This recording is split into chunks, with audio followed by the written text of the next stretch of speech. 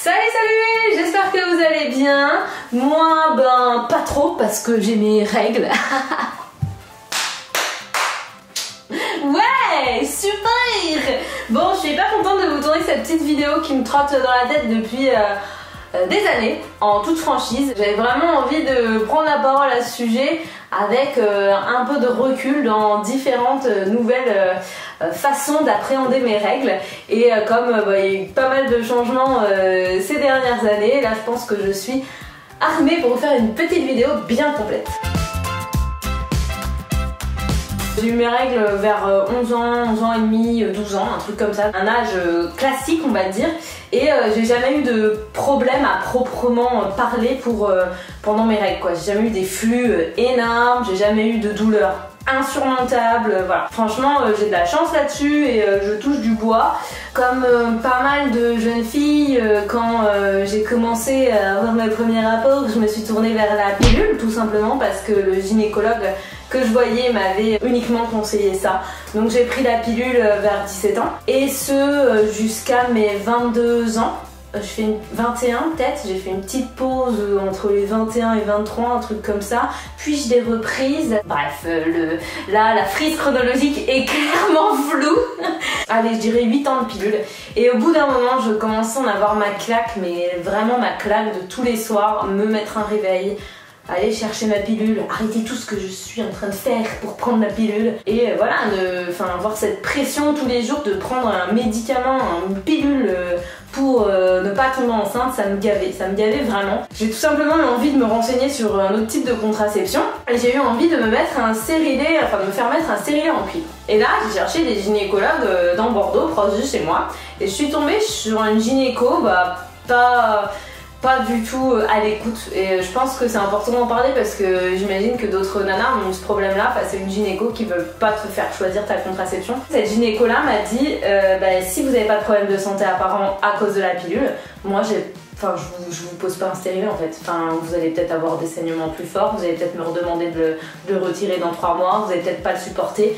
Donc je veux pas prendre le risque de vous poser un stérilet en fait. Donc gardez votre pilule. Elle m'a represcrit ma pilule pendant 1 an. Je me suis sentie trop con franchement à la fin de ce rendez-vous et je vous avoue que je me suis même pas redit vite je recherche une gynéco rapidement. Je me suis dit tant pis, je renchaîne pour 1 an de pilule et puis l'année prochaine j'irai voir quelqu'un d'autre. Aujourd'hui j'ai le stérilet depuis 3 ans et demi, je le supporte super bien. J'ai eu aucune douleur particulière à la pause, c'est pas un moment hyper agréable, je vais pas vous mentir, mais c'est pas non plus insurmontable. En tout cas pour moi, mon corps l'a très bien supporté et je pensais que c'était important de vous parler de contraception avant de vous parler de mes règles parce que ça a vraiment changé le cours de mes règles et le rapport de mon corps avec mes règles en fait, le fait de changer de contraception, parce que quand j'étais sous pilule forcément mes règles étaient déclenchées artificiellement avec les hormones, toutes les 3 semaines et demie, tous les mercredis je les avais, bim bim bim, tout était calculé et j'avais un peu la maîtrise surtout avec la pilule et surtout j'avais des règles assez faibles on va dire, j'avais pas des flux immenses.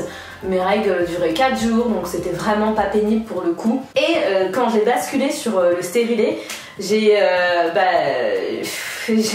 mon corps a repris ses règles donc voilà, j'ai plus de sensations aussi, que ce soit dans mon corps mais aussi en termes d'humeur quoi. Franchement maintenant que j'ai mes règles naturelles, parce que j'ai un stérilet en cuivre donc pas d'hormones, je ressens plein de choses différemment que avant sous la pilule quoi. Je sais quand je vais avoir mes règles, non pas parce que c'est un jour mais parce que j'ai des seins comme ça littéralement, j'ai des énormes boobs avant d'avoir mes règles, donc si vous me croisez quelques jours avant, vous dites pas c'est Pamela Anderson, non c'est juste moi, c'est Chloé, sorry. Non en vrai ils grossissent pas tant que ça, mais moi j'ai l'impression qu'ils font 3 tonnes juste avant mes règles. Avec le stérilet j'ai des règles beaucoup plus abondantes, des règles qui durent beaucoup plus de temps, des règles qui sont pas régulières, c'est plus chiant je vais pas vous mentir, mais c'est la vraie vie de mon corps, donc voilà quoi, c'est comme ça. J'accepte. En tout cas, je suis très satisfaite de ce moyen de contraception sur le stérilet en cuivre. Franchement, je peux que vous recommander d'en parler à votre gynéco si jamais vous vous questionnez sur ce mode de contraception. Mais en tout cas, voilà, vraiment, j'ai depuis 3-4 ans et j'en suis très contente. Et tout ça pour en venir au premier sujet de cette vidéo, c'est les règles. Donc la cup et moi, ça fait à peu près 5 ans. Et bien entendu, depuis quelques années, on n'entend parler que de culottes menstruelles. Donc évidemment, moi je suis pas passée à côté, hein, j'ai aussi voulu essayer les culottes menstruelles et aujourd'hui c'est vrai que j'ai ces deux alternatives qui s'offrent à moi, voire même une troisième avec les serviettes lavables. Et du coup je voulais faire un petit point avec vous des avantages et des inconvénients de chaque, ce que moi j'en pensais. C'est ma cousine qui m'a présenté la cup, qui m'a expliqué qu'elle l'utilisait et qu'elle en était trop contente et que c'était la liberté de ses règles et que c'était trop bien. C'est grâce à quelqu'un que j'aime énormément et en qui je fais énormément confiance que je me suis lancée dans l'achat d'une cup. Et c'est vrai que je vais vous avouer que c'est pas facile au début, mais c'est révolutionnaire. C'est clairement révolutionnaire. Je vais vous en sortir une de son magnifique petit pochon. C'est l'Amazuna, celle-ci, et je l'ai jamais utilisée. Donc je me permets de vous la montrer.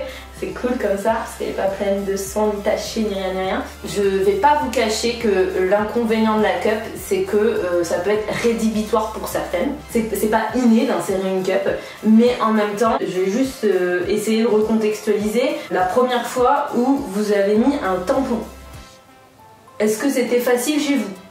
Parce que chez moi, non. Chez moi, je me rappelle, j'avais 11 ou 12 ans et insérer un tampon, c'était tout sauf naturel. En fait, c'est un nouvel apprentissage, la cup. C'est comme la première fois on a mis un tampon, c'était pas facile. La première fois on a mis une cup, c'était non plus pas facile. Alors, il y a plein de techniques qui existent. Je vais pas faire une démo, mais je manquerait plus que ça, tu me dirais. Mais bon, il y a plein de techniques qui existent, je vais vous mettre ça en bord d'infos tranquille, mais c'est pas insurmontable non plus. Toute nana a déjà mis un tampon et s'est déjà senti pas très bien dans sa culotte. Avec la cup, faut être patient, faut appréhender la cup. Il faut se donner 2 à 3 cycles pour pouvoir bien la mettre, plus la sentir complètement oubliée. Mais une fois qu'on a franchi ce cap, moi en tout cas, je trouve que la cup c'est un peu la meilleure alternative sans faire de compromis. Pourquoi? Parce que la cup, quand tu fais du sport, tout sport confondu, elle t'accompagne vraiment, tu l'oublies, t'es pas obligé, si tu vas à la piscine, de te changer, enfin voilà. L'inconvénient pour moi principal de la cup, c'est pour la vider quand on est soit au bureau, soit en déplacement. Moi j'ai la chance de travailler à domicile, donc si j'ai envie de me prendre une douche à 14 h pour changer ma cup, c'est pas un problème, mais je suis bien consciente que c'est pas le cas de tous et que si on doit changer sa cup dans un toilette où il n'y a pas de petit robinet, ça peut être hyper galère. Si vous avez des flux normaux, petits, une cup pour une journée ça peut très bien suffire. Si vous avez des gros flux, ça peut être ric-rac. Après, rien n'empêche de doubler justement avec une autre protection comme une serviette lavable. Et ça, pour le coup, c'est valable aussi avec les culottes de règles pour ceux qui ont vraiment un très gros flux. Gros avantage cup, c'est l'entretien. En fait, il faut la stériliser avant son cycle, donc tu la mets dans l'eau bouillante par exemple pour la stériliser, puis après tu l'utilises et tu l'utilises non-stop pendant ton cycle, c'est-à-dire que pendant ton cycle, tu as juste à vider le sang, rincer la cup, remettre la cup, vider le sang, rincer la cup, remettre la cup. T'as pas besoin d'une stérilisation ou d'un gros lavage à chaque fois que tu vides ta cup. Donc ça c'est quand même hyper pratique parce que t'as juste besoin de ça finalement pendant tes règles, t'as juste besoin de ça, ça coûte entre 20 et 30 €. Et du coup ça dure jusqu'à 5 ans. Donc clairement c'est pratique parce que t'en as besoin qu'une et c'est aussi économique. Cas classique, vous êtes chez vos beaux-parents ou un truc comme ça et vous avez vos règles, vous pouvez aller vous changer discrètement dans les toilettes ou à la douche. Voilà, il n'y a pas besoin d'étendre vos culottes menstruelles comme ça un peu partout. Voilà, c'est un peu plus pratique. Et venons-en aux culottes menstruelles que j'ai ici. Donc j'ai testé plusieurs marques et c'est aussi pour ça que je voulais attendre un petit peu de vous en parler. Chaque culotte de règles est entre environ 30 € quoi. Pour être serein sur un cycle, il te faut au moins 4 culottes de règles, je dirais. Au moins une par jour, sans compter les nuits. Ou alors, 4 culottes de règles, ça te fait 2 jours. 2 pour le jour, 2 pour les nuits. Il faut pouvoir les laver systématiquement. Donc c'est un peu plus d'organisation, les lavages, machin, les étendre, je trouve que c'est un petit peu plus relou. En revanche, avantage, culotte menstruelle, c'est quand même super pratique. En fait, tu fous ton slip et tu te balles et tu vas faire ce que tu veux, sauf peut-être aller à l'eau, hein. bien sûr, mais tu peux faire grosso modo ce que tu veux et être hyper à l'aise, hyper confortable, voilà, pas de pression d'avoir mal mis ta cup ou quoi. Indéniablement, même si j'adore la cup, ça fait plusieurs cycles depuis que j'ai découvert les culottes menstruelles où bah, je me tourne vers cette facilité là. C'est hyper confortable quoi, tu mets juste ta culotte et puis c'est tout, donc c'est vraiment cool. Pour toutes les adolescentes qui viennent juste d'avoir leurs règles et tout, franchement appréhender une cup ça peut être hyper chiant. Là c'est trop cool, enfin j'aurais trop aimé avoir une culotte de règles au collège ou au lycée, enfin j'aurais pas eu de fuite avec mes tampons sur mes pantalons blancs où je serais obligée de mettre mon sweat à la taille. Qui a déjà vécu ça? Lever le doigt. Mais avec ça, quand t'es ado, c'est trop bien. Franchement, ça devrait être limite un cadeau offert d'entrée au collège pour toutes les petites filles. Je trouve que c'est vraiment trop cool. Pour le voyage, si je pars 3 semaines en déplacement et que je suis sûre d'avoir mes règles, bah, je suis hyper contente d'amener juste ça, plutôt que d'amener 4 culottes de règles comme as qui vont me servir juste pendant 5 jours en fait. Si on part sur de la rando par exemple, faire sécher ses culottes en itinérance c'est relou. Enfin, il y a plein de contextes dans lesquels je vais me tourner vers la cup plutôt que les culottes de règles.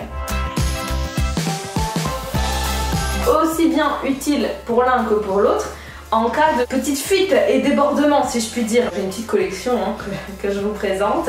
Des protège-slips et des serviettes en tissu réutilisables. Et ça se présente tout simplement comme une serviette que tu viens clipser sur ta culotte classique. Ça fonctionne forcément aussi bien sur une culotte de règles. C'est-à-dire que si vous êtes sur une grosse journée où vous rentrez pas chez vous avant minuit et que vous avez votre culotte de règles et que vous avez un petit doute sur la tenue de celle-ci dans la longueur, tout simplement rajouter une serviette lavable par-dessus votre culotte de règles et voilà, ça fait le taf quoi. Ça fait le taf en cas de débordement. Tout pareil pour la cup. Si vous avez votre cup et que vous pensez qu'elle peut déborder, vous gardez ça dans le sac. Dans un petit pochon, ça prend pas plus de place et ça peut vous sauver la life. Et moi, de mon côté, en fait, quand je suis sur des cycles où j'utilise la culotte de règles, tous les soirs, je mets ça dans une culotte normale. Tout simplement parce que le soir, j'ai des flux un peu moins importants et surtout, je bouge moins, donc voilà, c'est pas grave si j'ai un truc qui est moins ergonomique le soir, puisque je dors, donc je suis couchée, donc je bouge pas énormément. Et ça permet aussi d'être plus économique dans le sens où, en ayant un pack de serviettes lavables, en complément de culottes menstruelles, ça permet de pas avoir 12 culottes menstruelles si on veut en faire une pour le jour, une pour la nuit, une pour le jour, une pour la nuit. Donc c'est un bon complément je trouve, aussi bien pour la cup que pour la culotte menstruelle. Ça coûte pas si cher que ça et ça se lave à la machine à laver en ayant un petit peu rincé avant le sang bien sûr et roule ma poule quoi. Petit inconvénient, j'ai que trouvé des tailles uniques sur ces serviettes lavables là. Je fais un 36 ou 34 et des fois la serviette elle bouge quoi. Donc je trouve que c'est un petit peu dommage qu'il n'y ait pas encore de marque qui fasse des tailles plus adaptées aux tailles de slip standard pour que ça puisse être plus ergonomique tout simplement, plus confortable et que ça ne glisse pas. Étant donné que je les porte essentiellement la nuit, ça va, c'est pas non plus trop grave quoi parce que je bouge très peu. Voilà, c'est un petit peu le bémol des serviettes lavables selon moi, c'est que bon, le jour je ferai pas trop confiance que t'es pas à l'abri que ça bouge. Et je crois avoir fait le tour les gars. Ça fait honnêtement 5 ans que je n'ai pas fait de cycle avec des tampons et des serviettes jetables et ça c'est cool. Écoutez, sur ce je vais rendre l'antenne. J'espère que cette petite vidéo blabla entre filles ou pas vous a plu. Moi c'était un plaisir en tout cas de partager cette expérience là. N'hésitez pas à me dire en commentaire si vous aussi vous utilisez soit la cup, soit les culottes menstruelles, soit les serviettes lavables, soit les 3, soit les 2, machin. Au plaisir d'aborder un autre sujet comme ça avec vous dans mon petit canapé rose tout en rose, toute de rose vêtue.